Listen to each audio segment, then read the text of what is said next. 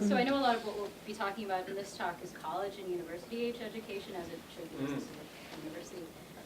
But I'm also really interested in sort of the problem of science teaching at the high school, middle school, and even before level, where kids aren't, if kids aren't being taught the difference between weather and climate and the basics of the scientific process, and then they sort of develop this sort of lifelong mistrust of science and scientists, which seems to just be handed down to them without them necessarily understanding how it was arrived at.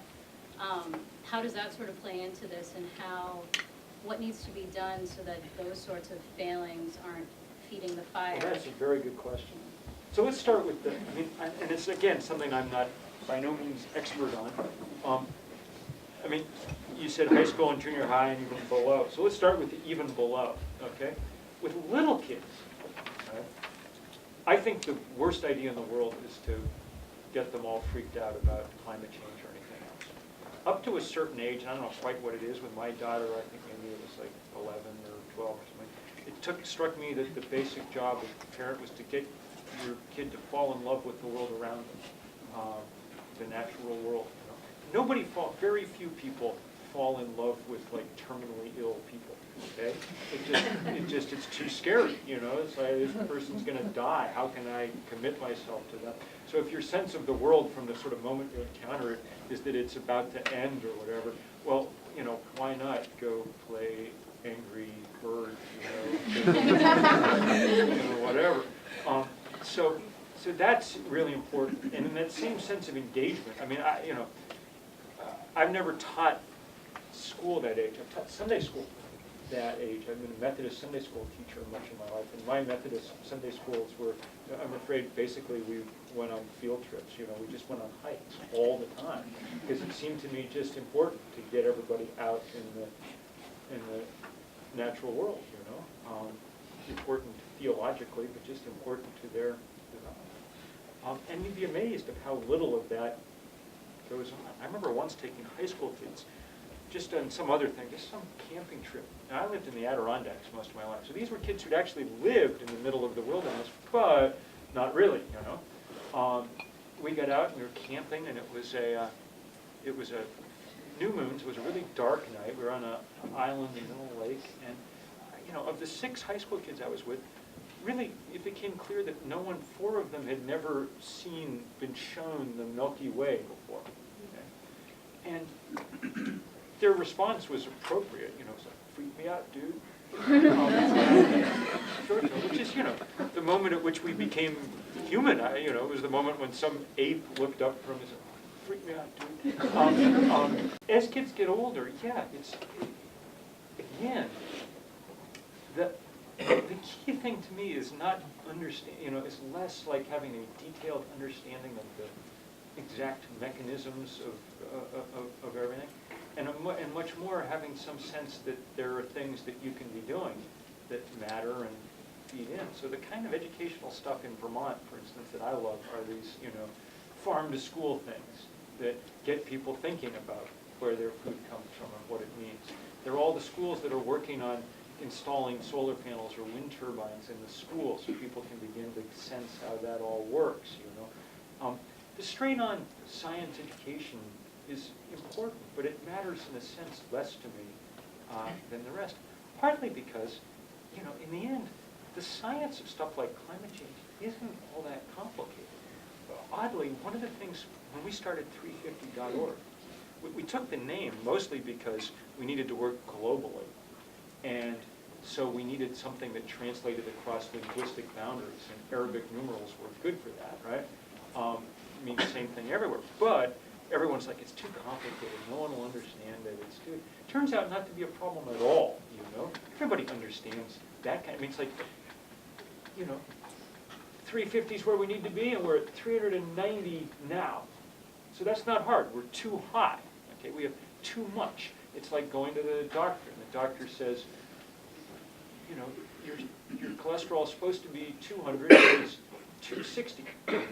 Nobody says, give me a full treatment of the lipid system. I want to understand everything about it before everyone just says, okay, what pill do I take? How do I keep from having a heart attack? So we do kind of science education on that level, enough education, but not so much that you think, that you sort of become paralyzed kind of trying to figure out every detail of it. But that's a very good question. So I just wanted to ask you, obviously 350.org is a grassroots success story in many ways. Do you think that change, widespread change that we really need to fix the problem of global warming can come from only grassroots organizations, or do you think that there needs to be some partnership with maybe some good souls that are higher up in government, some connection between the two? Sure. I mean, yeah, that's what political movements do, So with the Obama, with this Keystone Pipeline, we have this big movement, and it creates some pressure on him because suddenly he's worried that his base won't do the right thing, won't go vote for him or won't be active and enthusiastic if he doesn't do the right thing. And it creates some space. It shows that there'll be support for him doing something difficult, because it is difficult. The American Petroleum Institute said, deny this permit for this pipeline and there will be, quote, huge political consequences, unquote, which clearly they have the money to, a threat they can make good on. One of the untrue ideas in my experience for the most part is that political leaders are leaders exactly. They only will go, as far as they think they can easily go. And often they'll only go where they've been sort of forced to go. And there are exceptions to that circumstances produce. So, for instance, a great leader on this issue is Bernie Sanders. Okay, he's done a remarkable job. Peter Welch, too.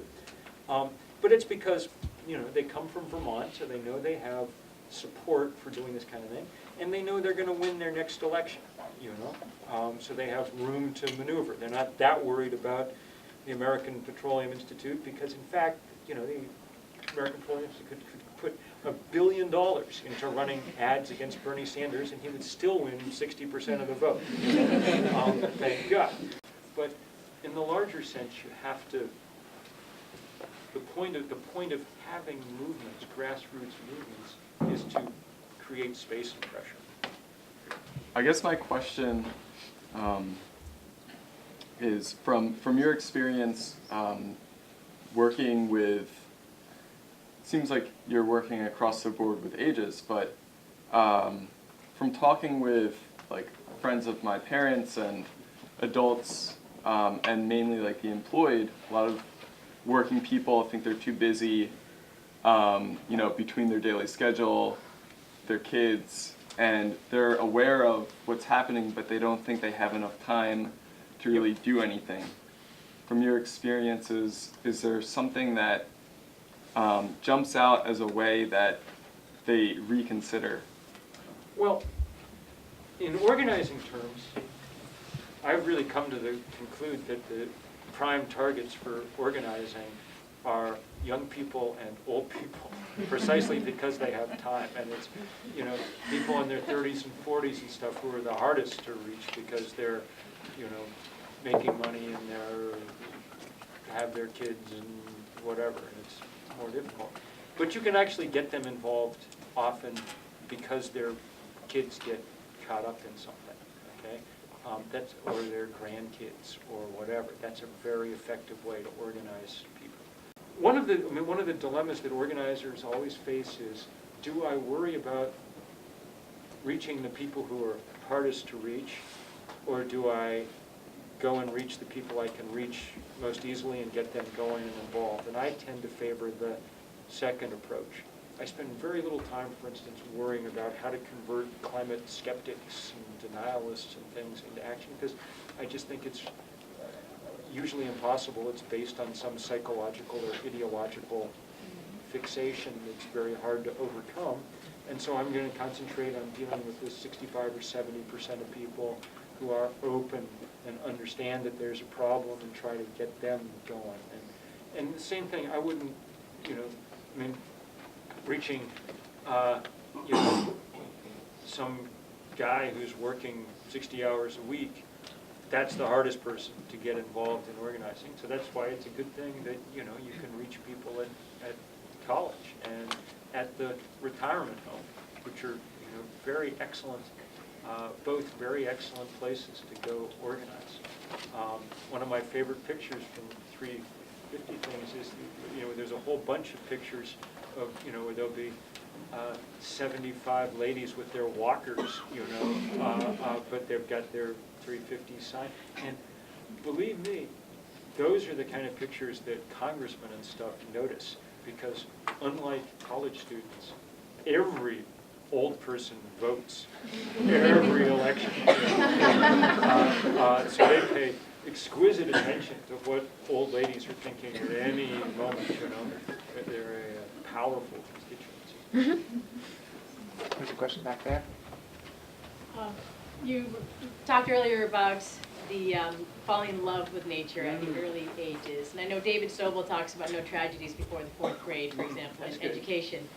But I'm also struck by in secondary and higher education how it's often so problem-oriented that I find that even here in the Rubenstein School, a number of students get very overwhelmed, and by their senior year, so overwhelmed by the problem approach. Would you advocate for, how do you inject those doses of the love part of it?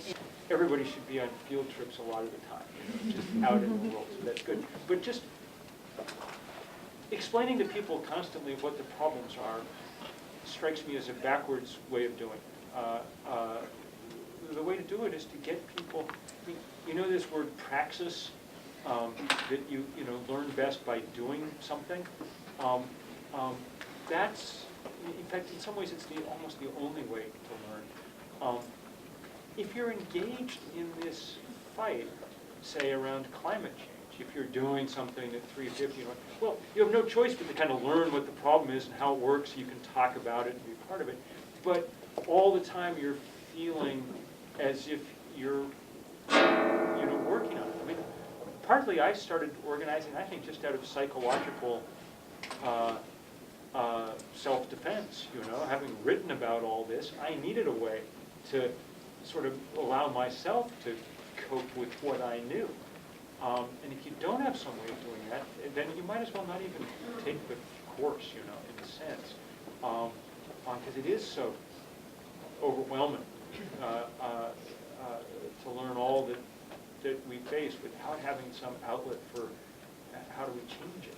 When the temperature is in the 60s in December, everybody is talking about global warming and how we need to change. And then the next year, like last year, it'll snow every day until March, and it'll be in the 20s and 30s. And they're like, well, global warming can't be happening because, it's 20 degrees out.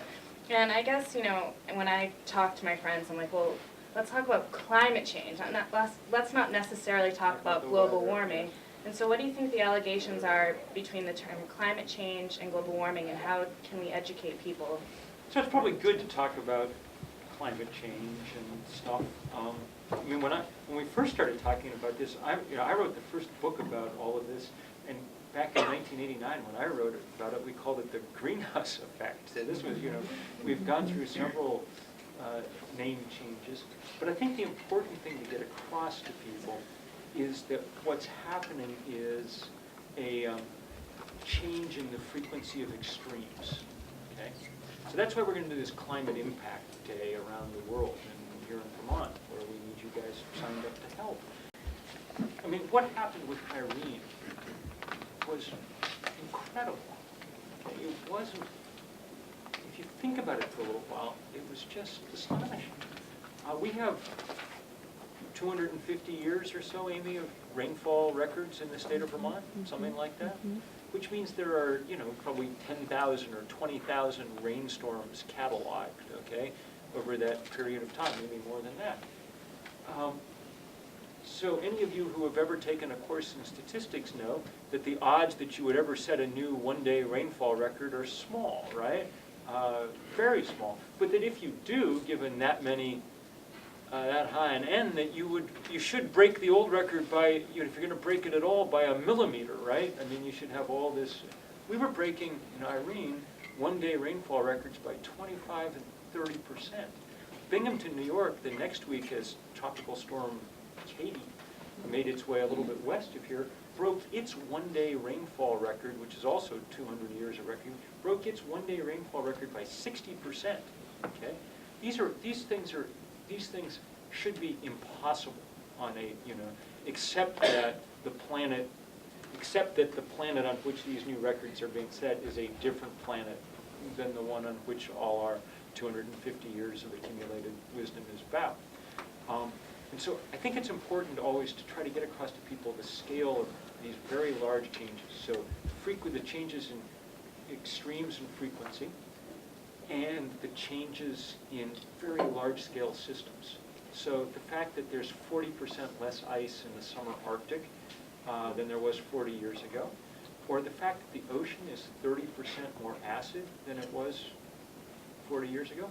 These are incredibly large-scale changes. In your lifetime, by far the most important thing that's happened is we left the Holocene, this 10,000-year period that encompassed all of human civilization, and we've entered something else. We don't really have a name for what the next thing is, and we don't know how far down it we're going to go, but we have left the Holocene.